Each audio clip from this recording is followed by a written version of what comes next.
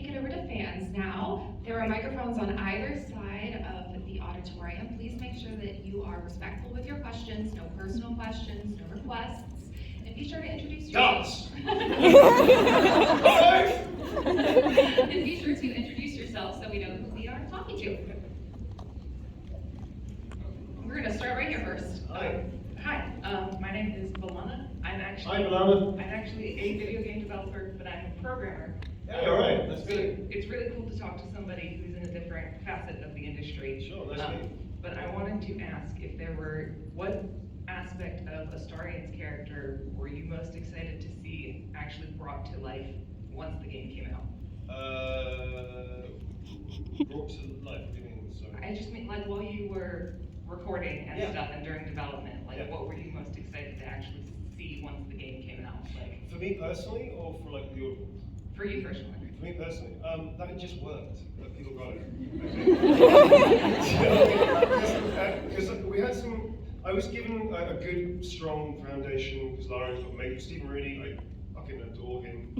He and I have a bromance, it's glorious. We had our first hug last year, it was long and slightly socially awkward. I love him to death. So I've been living with him in my mind, he's been living with my voice in his mind. But I also, well, I did the full performance, so it's my entire performance in mind for 4 years.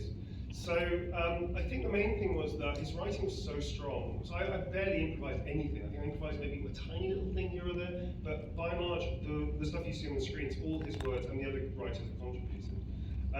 I just hoped it worked because I was making very big choices with the character trope, which is the hedonistic vampire, you know, theatrical, upper class, all that kind of shit, right? So I just wanted to make sure that that was the facade, so that when we did the reveal of who he really is, the damaged, the traumatized, quite vulnerable, that need to be free at all costs, that the flip would work well, so that people would get it, as opposed to going, oh, it's just another cliche of the highfalutin vampire thing. You know what I mean? So for me, I mean, ultimately, you know, the actors serve the story, the character.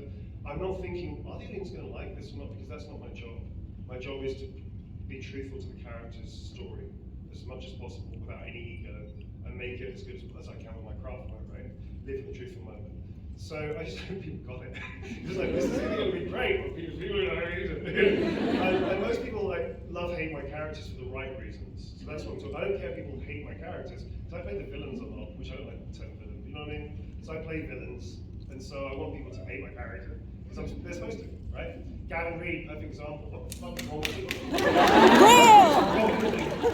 Gavin is a terrible person. Like He's a terrible person. I like the fact you like him. I like that. It's just weird, right? So it's story, because I put so much into it in 4 years, all techniques I know how to do in acting, all of it was used in the Star Inspiration, alongside Stephen and amazing directors as well. I just hope people got it. So that was it. I was the only time I've ever been nervous on the release of the game. I fucked off to an island in the middle of the Mediterranean, I was out. No reception, I was like, oh, that's fine. It was really interesting. So. But thanks for the question.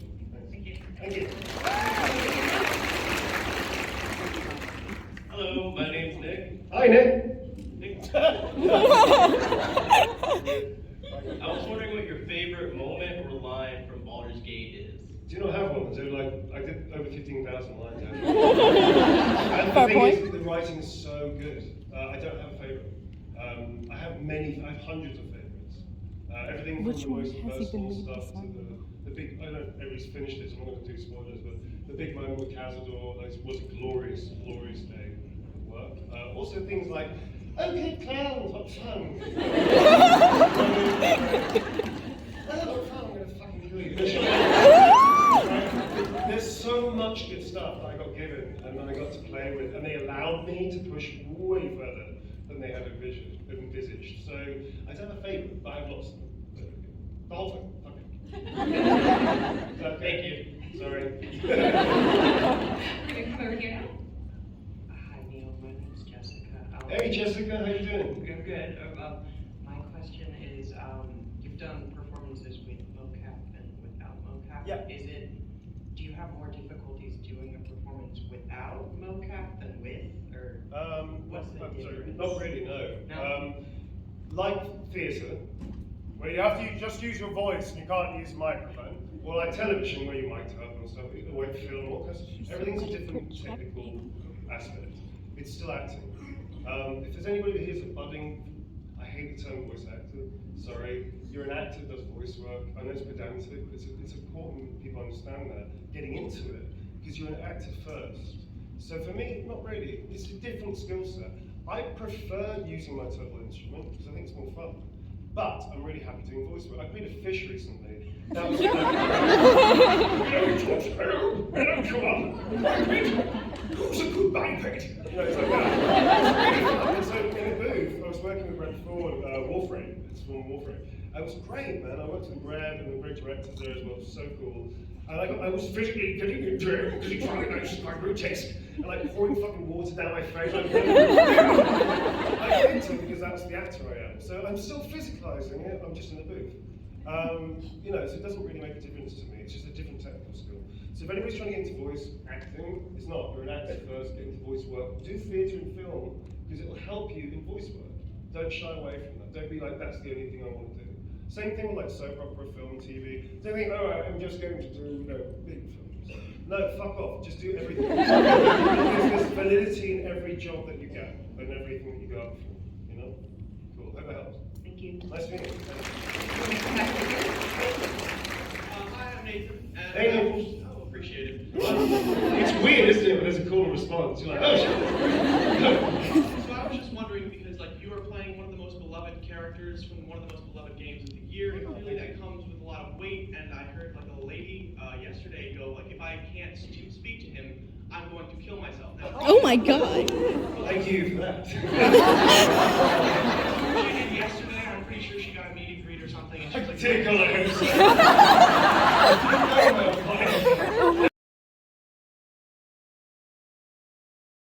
Take a stress on you, but like, how do you deal with the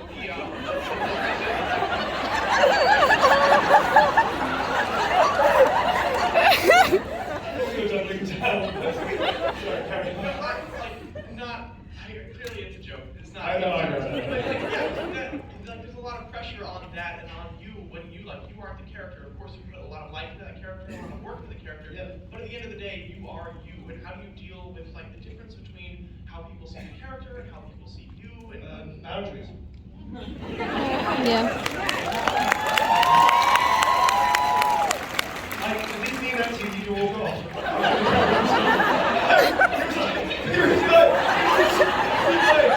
Boundaries. All right. Sorry, I'm not watching it. Very good comedy timing. It's important to have boundaries in anything, right? We all agree with that. Because I'm an actor. I perform. I live the truth of a fictional character for audience consumption. My private life is off limits because I don't make money from that. I don't want to make money from that. You know, I have a little daughter which is public knowledge, but I don't want people to know that much about my private life because they should be focusing on the private lives of my characters that I perform publicly. Does it make sense?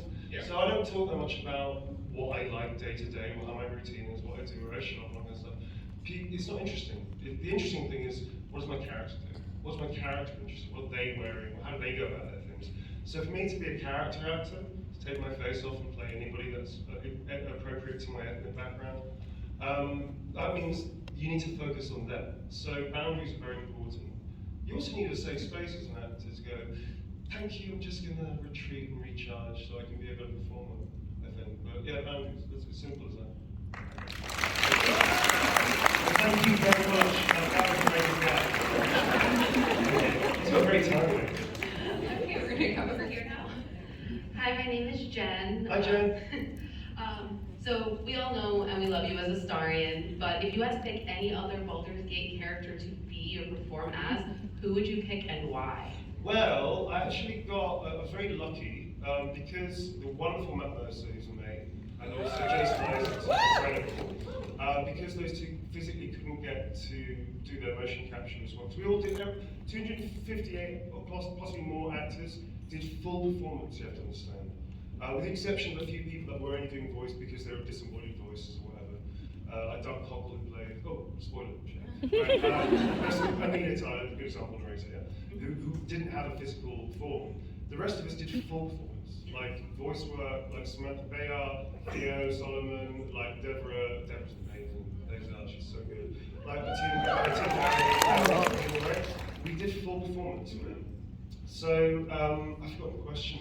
Tell me the question. If you could perform as That's right, yeah. So I got to double for body double for Matt Mercer for Mince. I also got to do that for Cortex as well. So I was lucky that I got to hear their stuff before anybody, apart from obviously Greg and everybody and Jason, all the Lauren team, but nobody publicly. So I got to listen to their performance, and then I had to try and match it and find ways to help support their stuff. Because they're brilliant, they're amazing. So I was very fortunate I was asked to double for their characters too. So I've already played the character, I'm good. Thank you so much.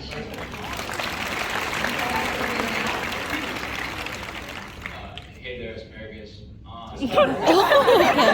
All right. I'm rolling with it, man. How do you feel seeing your characters like in game? Very happy. Amazing. How do I see them again? How do you see them? Do you see them as like your children, or? Oh, that's a very good question. I see my characters as very close friends. I love very much. So all the characters, Nemesis, including like hulking Nemesis, is a buddy. Because I think the main thing is, like life, you should try and avoid judging your friends, right? Judgments, you're going to make judgments throughout your life with everybody. It's completely human, it's totally natural. To be non-judgmental means to say, I made a judgment as a person I don't know, I'm going to see if I'm wrong. That's what non-judgmentalness means. Am I wrong? Being open to that. With actors and their characters, you cannot judge them at all. You have to find a way through craft work to never judge them, but love them, irrespective of how much of a bastard they usually are. Because I'm a bastards. You know, Heisenberg is exactly the company's motherfucker on planet. So that's the thing, like, you love them, and you don't judge them for anything they do. They can commit, the worst atrocities in the game. You cannot judge them for that, because what that means is you've got something in vain as an actor. Your ego comes in, your morals come in. I did meet an actor once that said, oh, I'm not going to do that because I don't like that. It's like, well, you don't like that. So yeah, I think it's really bad. It's like, yeah, your character does it. That's the story. You've got to do it. That's the point. I wasn't working with them, thank goodness, because that would have been an interesting day. If they were asking me advice, it was like, you fucking do it. You took the job. You knew that was coming up. You do that. But I don't like that. It's like, well, fuck off. Here's the thing. Anybody remember? I have my own personal views on, well, I'm not going to go into that, but you ever see The Woodsman? Yeah. Heavy film. Heavy film. Kevin Bacon, phenomenal fucking actor. And he's a dad. Let's put that in context. His performance is extraordinary, and he plays a character that, in real life, is detestable, and monstrous, and awful. But he did it, quote unquote, with love for his character, because he committed to the role. It is a deeply uncomfortable film for me, and for many people, it's not cool. It's a cool film, but it's not cool, the subject is heavy, right? He loved the character clearly, because he completely committed to that role. And at the ending, when it gets on to you, you're like, whoa, it's an amazing experience as a piece of cinema. You can't judge a character no matter what. That's for the audience and the players. They judge, and that's cool, that's the point. Yeah, we can't, if you're an actor. Make sense? Yeah, thank you.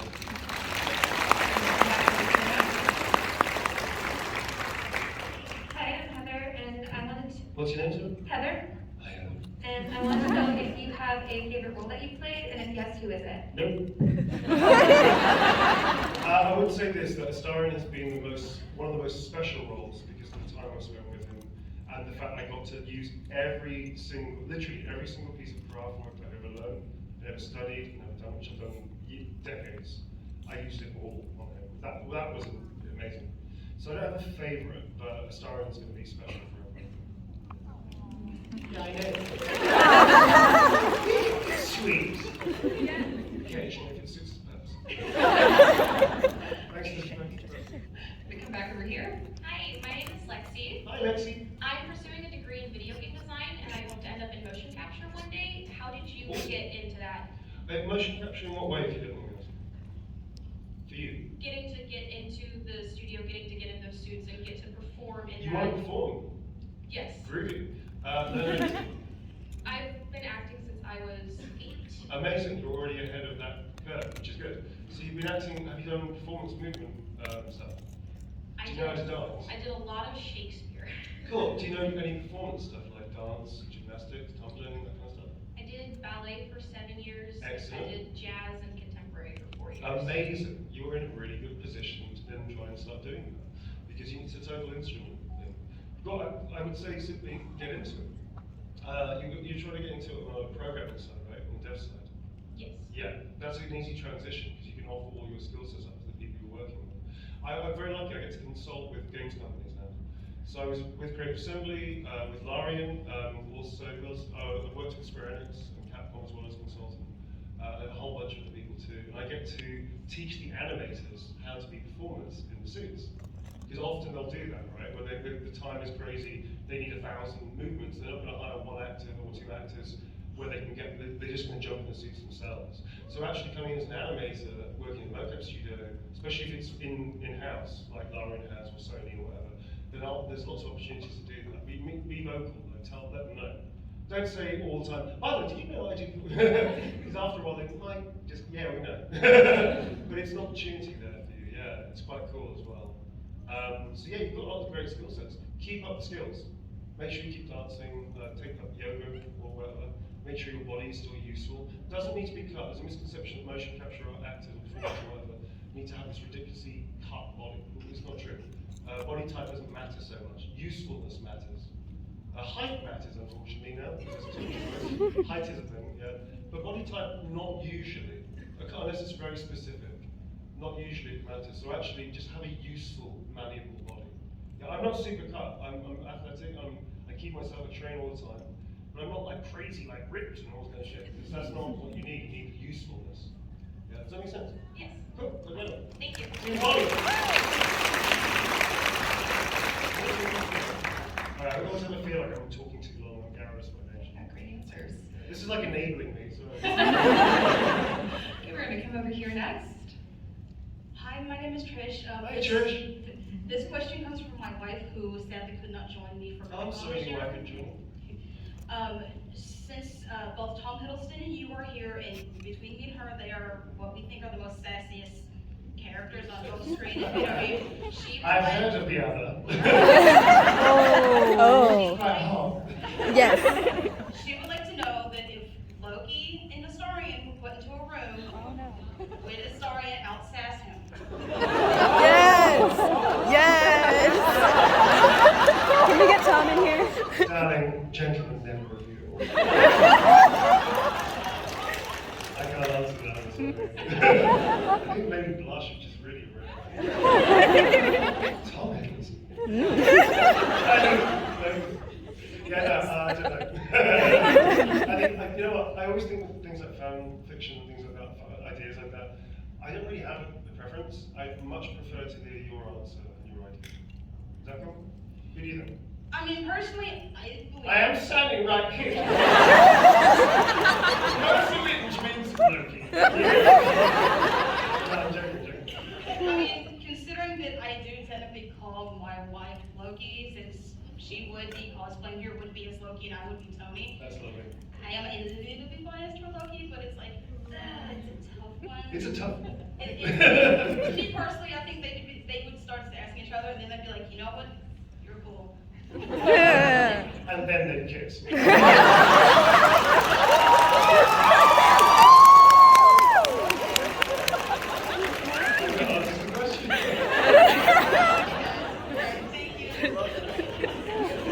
Make love, not war. Last time we met, we had this lovely interview about acting craft and all that kind of stuff. This has gone off the rails a bit. Okay, we'll get back on track. Go over here next. Hello, my name's Chris. Hi, Chris. Alright, so I got a question. I've been a big fan of WanderingMuses Studios since before Baldur's Gate. Yeah, me too. Played their Divinity Original Sin series and so forth. If they came forward with continuing Divinity Original Sin series, would you be even open to playing a future character with them if they offered it to you? Are you asking me if I can get another gig with them? In In all due respect, I did win an award, but I don't think it's up to me. I auditioned, I still auditioned. All I know is still auditions, but if they ever offered it, it'll probably be something you may be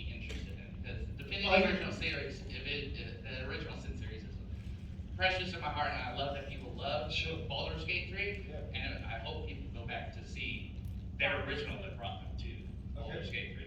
I still don't quite understand what you're asking me. Wait, what I'm saying. If they offered you a role of, Yes, let's say, yeah, of course, I'd play anything, I don't care.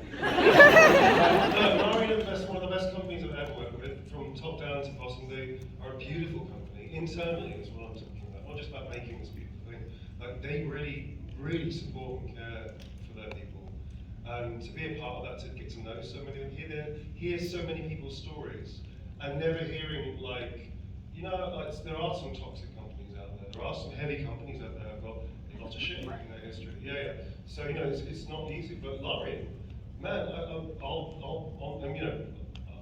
absolutely put my reputation on this, that they are a fantastically beautiful company to work for. They look after their people really well. And if they asked me to play second goblin to the left holding a spear,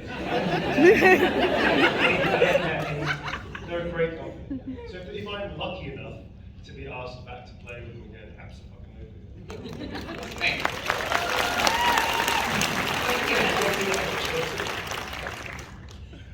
Hi, my name is Philippa. Hi, Philippa. I wanted to ask you about an indie project you work on called OnlyCams. That's a favorite. I was curious about what it was like to voice direct those roles, given kind of the humor of the game, and then which can you personally voice? I can't remember which character voice actually. It's been a long time since we did that. It was a fun indie project. It was really silly, very, very, very silly. It was like a palate cleanser for me. Like, this is ridiculous. Yeah, fuck it, let's try it. I don't feel like just trying new things. It was a very silly game. It was fun to help out on it. I wasn't really that involved outside of doing a couple of voices and stuff. There was one voice that we were trying to get in which didn't work out, which I'm going to tell because I think the game's kind of like is well done now. So this is a secret I'm going to share all of you. I didn't sign an NDA to the shop, so. We almost got Nick Bossolides in it. There's Leo Kennedy from Resident Evil. Yeah, I was doing like a little spaceman voice with it. Like he was like an American all-hero in a space cabin. You know, it was like that. It was really fun. Unfortunately, we just ran out of time, so we couldn't get it in. I directed him doing that. It was brilliant. So I might try and make a game revolved around his character. I should do that.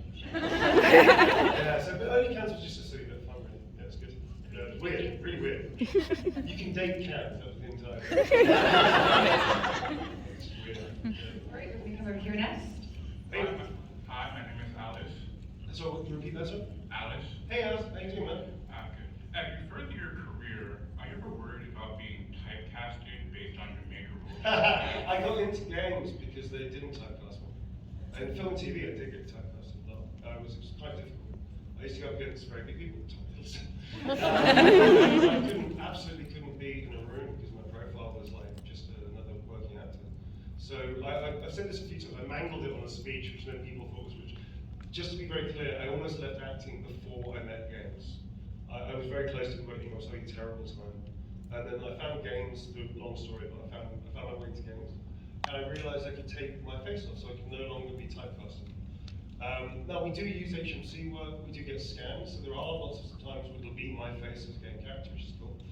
Starring does randomly look a little bit like me as well, which is interesting. Kamsky, I got a scan before, you know. So it does happen, which is great, I love that. But also I get to play Heisenberg, who looks nothing like me. That's really cool. So I don't fear getting typecasted because I haven't been typecasted, as far as I see it. I've done hundreds of roles now in games, and I think that also helps protect me being typecasted because I've done so many weird different things, like playing a cat. Thank you, sir. I forgot about that game. Hi, my name is Spencer. Hi, Spencer. Hi. My question is, how did you find Astarian's accent? What made you decide on it? Well, actually, I was given a guideline that we wanted it to be a high inflection, which means posh in British. It's not RP. RP is sort of what I have, kind of. A little bit of London, a little bit of something else, a little bit of American twang. A high inflected goes like this and drops up and all that kind of shit.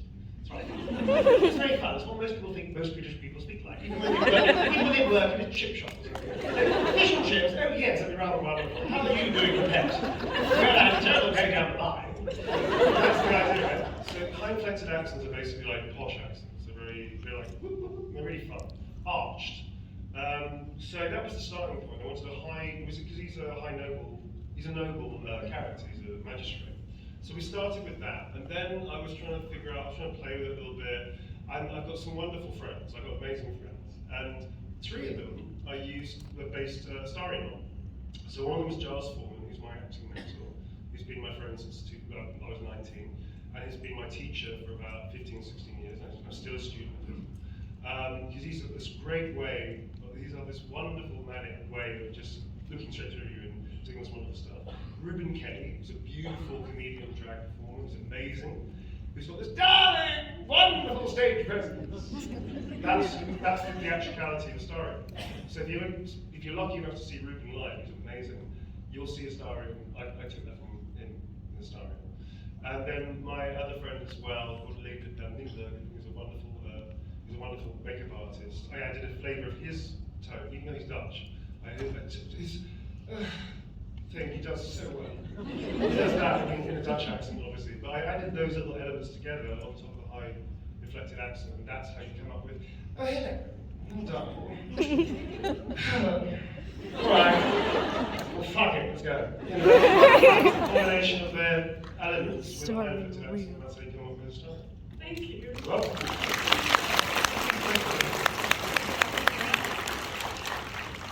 Hello, my name It's often just flying around. Hi, Adrian, what's your name? Hi Neil, my name's Reed. This Hey, is Reed. Reed. You named him. Oh, I did, yes. Keith, terrible ideas. So my question was there any content that was in beta, the early versions of the game, that didn't end up making it into Baldur's Gate that you No idea. really liked? Don't know. You have no idea. I have no idea. I'm not a developer on it. I'm an actor. I actually direct it. I don't know. Okay. Ask Any Lauren. scenes or lines that you recorded? Don't know. Ask Lauren. This is called a boundary now. I don't know. Lauren's the best people to ask. Yeah. No worries. Excellent. Great question. We're gonna come over here next. Hello. I'm Alicia, nice Hi, to meet Alicia. you. Nice to meet you. You have mentioned in the past that Astarion's quite adorable high-pitched laugh has like bled into your everyday. I still love Tom Holtz, yeah.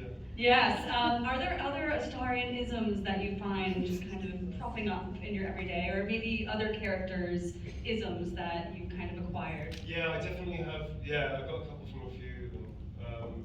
Bryn, who's an ape from a project called Planet of the Apes: Last Frontier, which is kind of like an interactive TV series, which they sold as a game, which wasn't quite right. But Bryn, I still have things from him.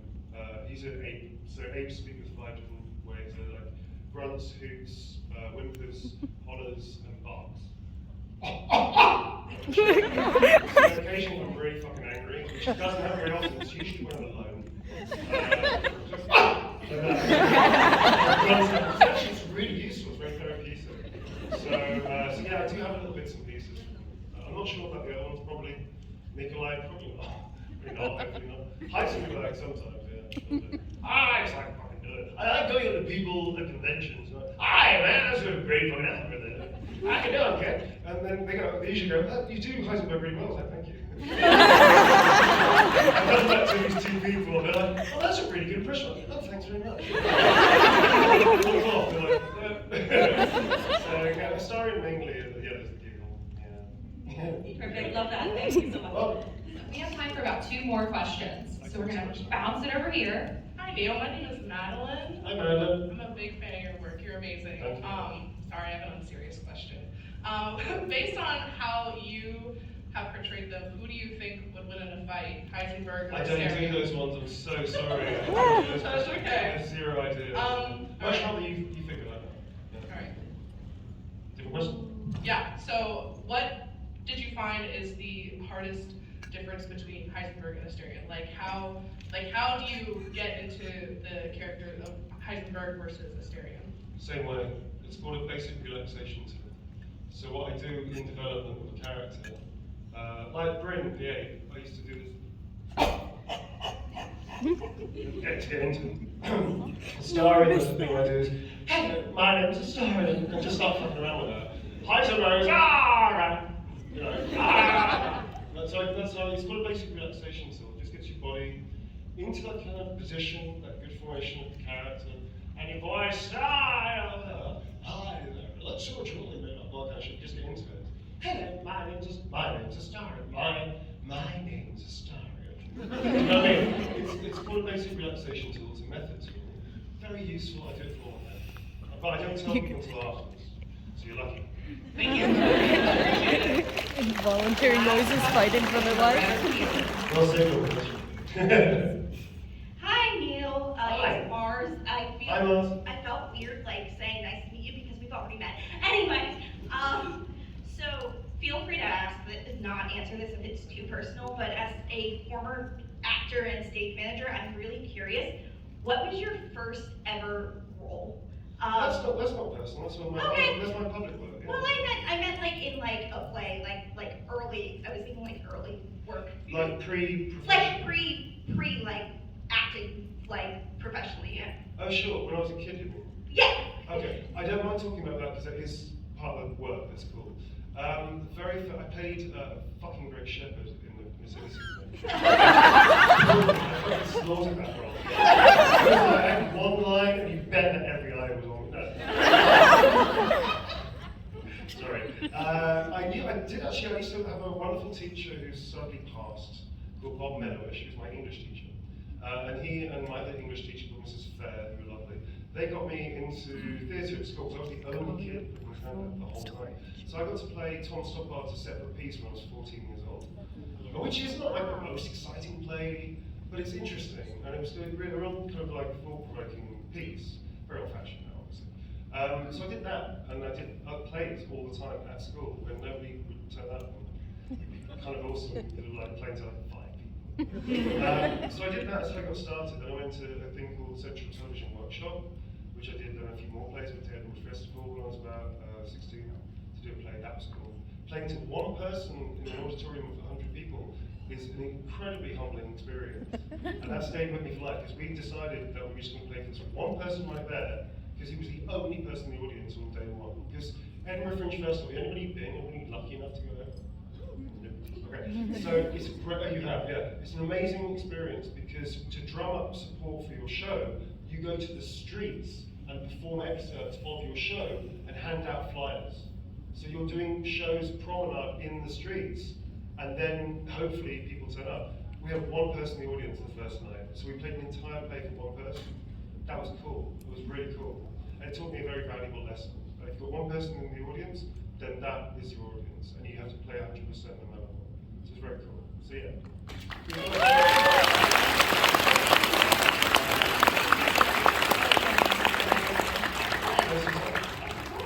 Alright, everybody, that is a wrap on this panel. If you are exiting, you're going to be exiting right here. Thanks very much, guys.